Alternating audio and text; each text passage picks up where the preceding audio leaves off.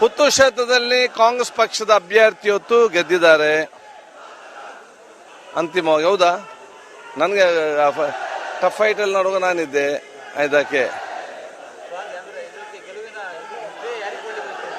ಎಲ್ಲ ಗೆಲುವಿನ ಬಹುಶಃ ನಮ್ಮ ಕಾಂಗ್ರೆಸ್ ಪಕ್ಷ ಎಲ್ಲ ಕಾರ್ಯಕರ್ತರಿಗೂ, ನಮ್ಮ ಯಾರು ನಮ್ಮ ಕ್ಯಾಂಡಿಡೇಟ್ ಸೆಲೆಕ್ಟ್ ಮಾಡಿದಂಥ ನಮ್ಮ ನಾಯಕರಿಗಳಿಗೂ ಮತ್ತು ನಮ್ಮ ಅಭ್ಯರ್ಥಿಗೂ ನಾನು ಬಹುಶಃ ನನ್ನ ಅಭಿನಂದನೆ ನಾನು ಸಲ್ಲಿಸಲಿಕ್ಕೆ ಬಯಸ್ತೇನೆ.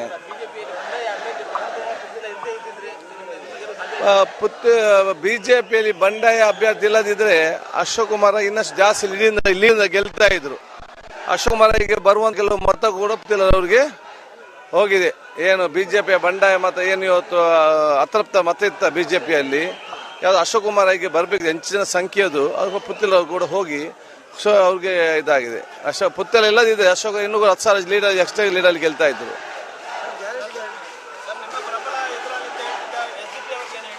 ಯಾವುದು ಜನರು ಹೇಳಿದಾರಲ್ಲ, ನಾನು ಹೇಳಲಿಕ್ಕೇನಿಲ್ಲ. ಅವರವರ ಸ್ಥಾನವನ್ನು ಜನ ತೋರಿಸಿ ಕೊಟ್ಟಿದ್ದಾರೆ, ಅಲ್ಲಿಗೆ ಮುಗಿಯಿತು.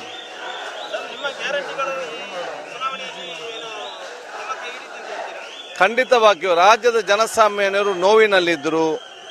ದಬ್ಬಾಳಿಕೆ ಸರ್ಕಾರ, ತಾರತಮ್ಯದ ಸರ್ಕಾರ, ಬೆಲೆ ಏರಿಕೆಯ ಸರ್ಕಾರ, ಟ್ಯಾಕ್ಸ್ ಹಾಕುವಂತ ಸರ್ಕಾರ, ಎಲ್ಲದೊಂದು ಜನಸಾಮಾನ್ಯ ಮಾನಸಿಕವಾದ ಒತ್ತಡದ ಜೀವನ ಮಾಡ್ತಾ ಇದ್ರು. 40% ಭ್ರಷ್ಟಾಚಾರದ ಸರ್ಕಾರ.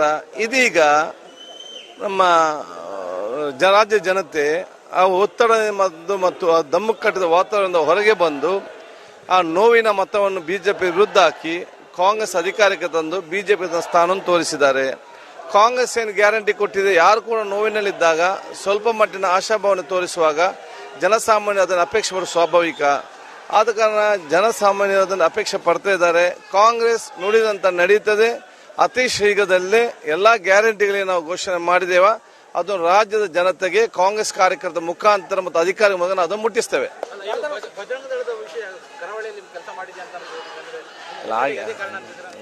ಹಾಗೇನು ನಮಗೆ ಕಾಣುವುದಿಲ್ಲ, ಏನು ವಿಚಾರ ಆಗಲಿಲ್ಲ. ನೋಡಿ, ಅಲ್ಲಿ ಮಧ್ಯ ಮತ್ತು ಕೆಲವೊಂದು ಅದನ್ನು ತಪ್ಪಾಭಿಪ್ರಾಯ ಮಾಡೋದು ಹೊರತು ಕಾಂಗ್ರೆಸ್ ಪಕ್ಷ ಮ್ಯಾನಿಫೆಸ್ಟೋ ಏನಿದೆ, ಯಾರೇ ಉತ್ತಮವಾದ ಕೆಲಸ ಮಾಡದಿದ್ರು ಕೂಡ ಆ ಎಲ್ಲಾ ಸಂಘಟನೆಗಳಿಗೆ ಕಾಂಗ್ರೆಸ್ ಸರ್ಕಾರ ಬೆಂಬಲ ಕೊಡ್ತದೆ. ಯಾರೇ ಒಳ್ಳೆಯ ಕೆಲಸ ಮಾಡಲಿ, ಯಾರ ಸಂವಿಧಾನಕ್ಕೆ ವಿರುದ್ಧವಾಗಿ ಸಮಾಜ ಅಜಾಗ ಸೃಷ್ಟಿಸಿದರೆ ಅಂತ ಯಾವುದೇ ಸಂಘ ಸಂಸ್ಥೆಯನ್ನು ಕಾಂಗ್ರೆಸ್ ಬಿಡುವುದಿಲ್ಲ ಅಂತೇಳಿ ಬಹಳ ಸ್ಪಷ್ಟವಾಗಿ ಹೇಳಿದ್ದು. ಸೊ ಯಾರು ಉತ್ತಮವಾದ ಕೆಲಸ ಮಾಡಿದ್ರೆ ಬೆಂಬಲ, ಯಾರು ಕಾನೂನು ವಿರುದ್ಧವಾಗಿ ನಾವು ದಬ್ಬಾಳಿಕೆ ಮಾಡ್ತೇವೆ ಅದನ್ನು ನಾವು ಸಹಿಸಲಿಕ್ಕೆ ಸಾಧ್ಯವಿಲ್ಲ, ಅದನ್ನು ಬಿಡುವುದು ಕೂಡ ಇಲ್ಲ. ನೋಡಿ, ಕಾಂಗ್ರೆಸ್ ಪಕ್ಷದ ಹೈಕಮಾಂಡ್ ಮಾಡ್ತದೆ.